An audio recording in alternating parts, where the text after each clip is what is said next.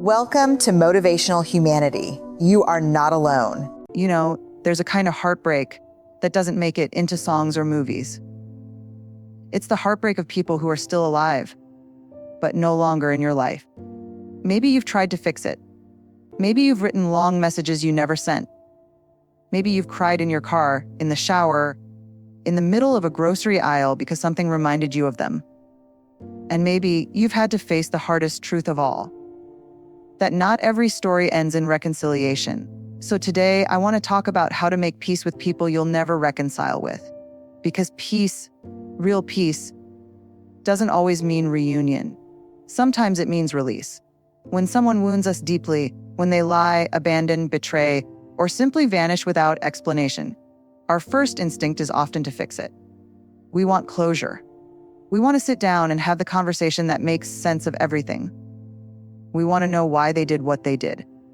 Because if we could just understand, maybe it wouldn't hurt so much. But here's the hard truth I've learned. Sometimes the most courageous thing you can do is accept that the story won't have a neat ending. And that doesn't mean you're weak. It doesn't mean you gave up too soon or that you didn't care enough. It means you've finally chosen to stop trying to control what was never in your control. Acceptance takes a kind of emotional bravery most people never talk about. It's not soft, it's not passive. It's strength disguised as surrender. It's standing there in the aftermath of what broke you and saying, "This is not how I wanted it to go, but I will no longer lose myself trying to make it right." I remember a moment in my own life when someone I loved deeply, someone I thought would always be there, started pulling away. There was no big fight, no dramatic explosion, just a quiet distance that grew wider with every week. And I kept trying to fix it. I sent long messages, apologized for things I didn't do, replayed every memory looking for the mistake that turned everything upside down. Until one day, I realized the truth that stopped me in my tracks. I was trying to earn peace from someone who benefited from my confusion.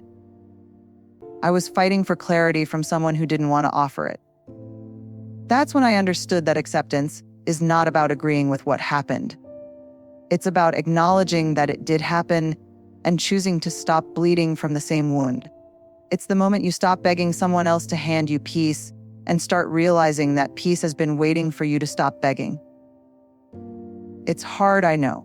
It's the hardest thing in the world to accept that the apology might never come, that the understanding might never happen.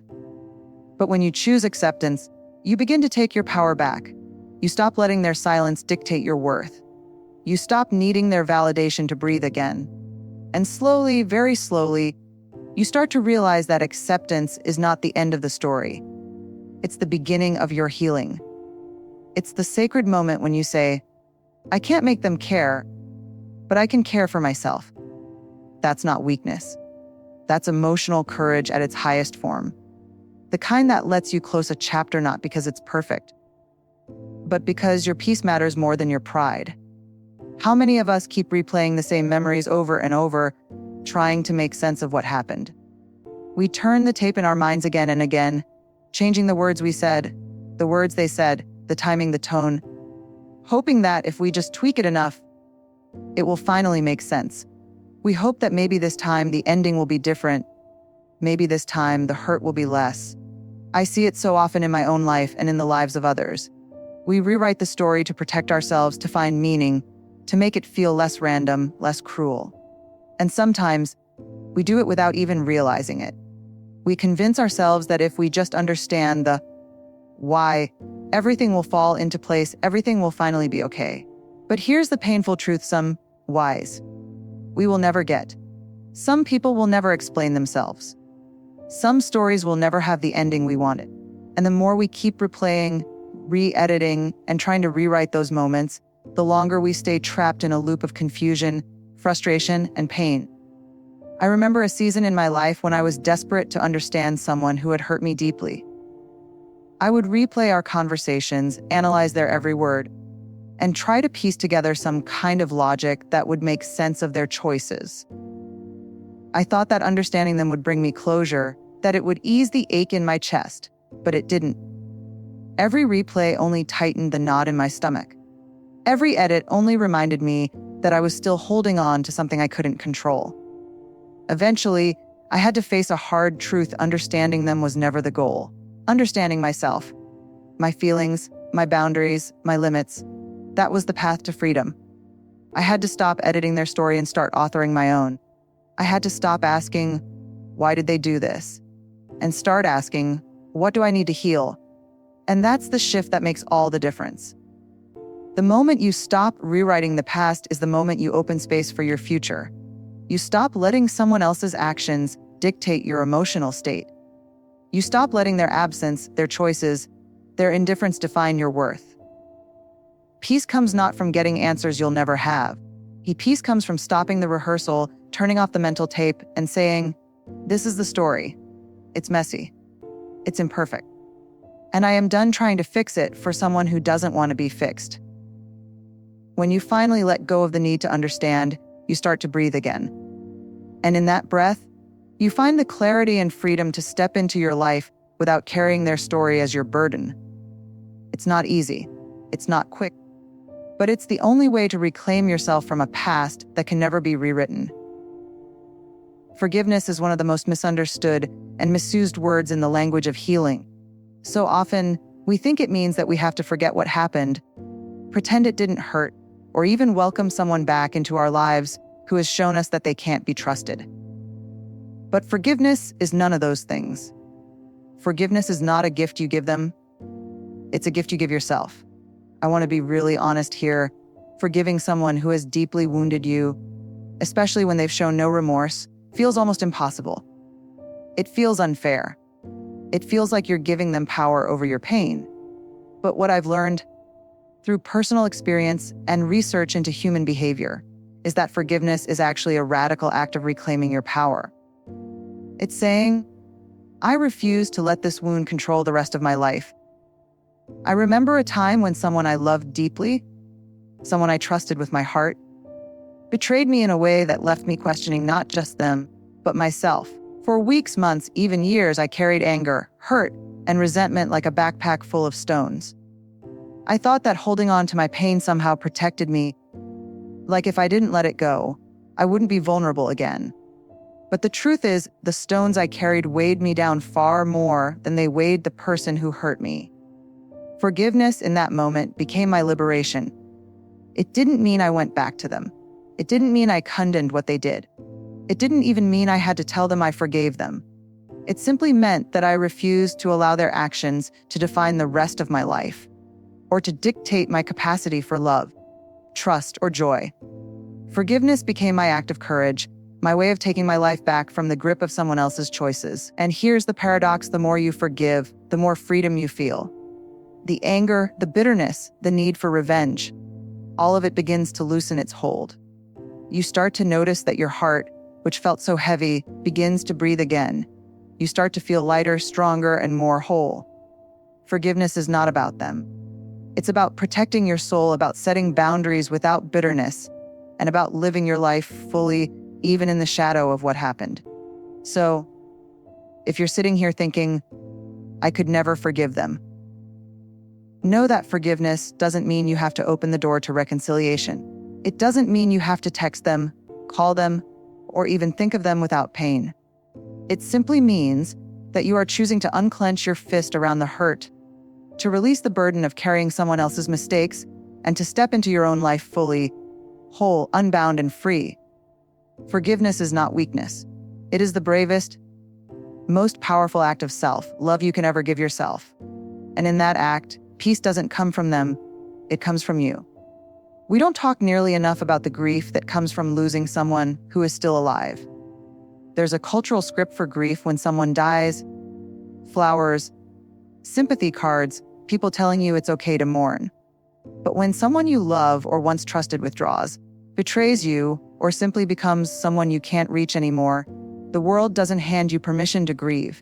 They just expect you to move on, as if it were that simple. But it isn't simple, because in many ways, the relationship you had has died. The person you thought you knew, the one who laughed with you, cried with you, or promised they'd always be there, is no longer the same person, and the dynamic between you has changed irrevocably. And just because they are physically present doesn't mean the version of them you loved still exists. Grieving the living is messy. It's confusing. It's isolating. You feel sorrow, anger, disappointment, even shame for mourning someone who is still breathing. You ask yourself, am I overreacting? Shouldn't I just forgive? Shouldn't I just move on? But those questions keep you stuck. They prevent you from fully acknowledging your loss. I remember a relationship that I had to grieve quietly. Outwardly, everything seemed fine. The world saw smiles, greetings, casual conversations. But inwardly, I was mourning the person I thought I knew. The trust that had been broken, the moments that would never come, the love that had quietly slipped away. I had to allow myself to sit with that pain, to name it, to feel it in my body. I cried in my car, I journaled, I spoke it aloud when no one was listening. And it was only when I gave myself permission to fully grieve that I started to feel the first threads of peace.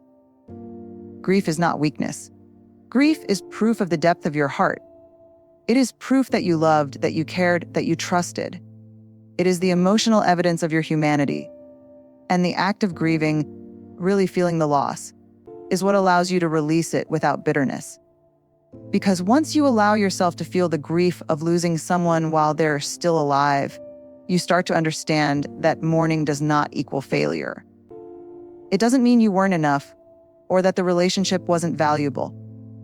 It means you are brave enough to confront the truth that some connections end, sometimes without explanation, sometimes without reconciliation. And once you embrace that grief, you can start to reclaim your life. You can hold on to the lessons, the memories, and the love without letting the absence or betrayal define your worth. You can step into your days with your heart intact, knowing that grieving is not about them. It's about honoring yourself, your feelings, and your journey toward healing. Grief is the bridge from pain to peace. You cannot skip it. You cannot ignore it. You must walk across it slowly, with courage, with tenderness, and with the knowledge that each step brings you closer to the freedom your heart deserves. The most profound truth I've learned in this work of emotional healing is that peace is never a two-person job. So often, we wait for the other person to apologize, to change, to understand, or to even notice the pain they've caused. We hope that if they just showed up differently, we could finally breathe again. But the reality is this: peace is yours to claim, and you do not need anyone's permission to have it. I've seen it so many times in my own life and in the lives of the people I've worked with. We wait for someone else to validate our feelings, to fix the broken pieces, or to offer us a sense of closure. And while it's natural to want that, waiting keeps us tethered to a story that no longer serves us.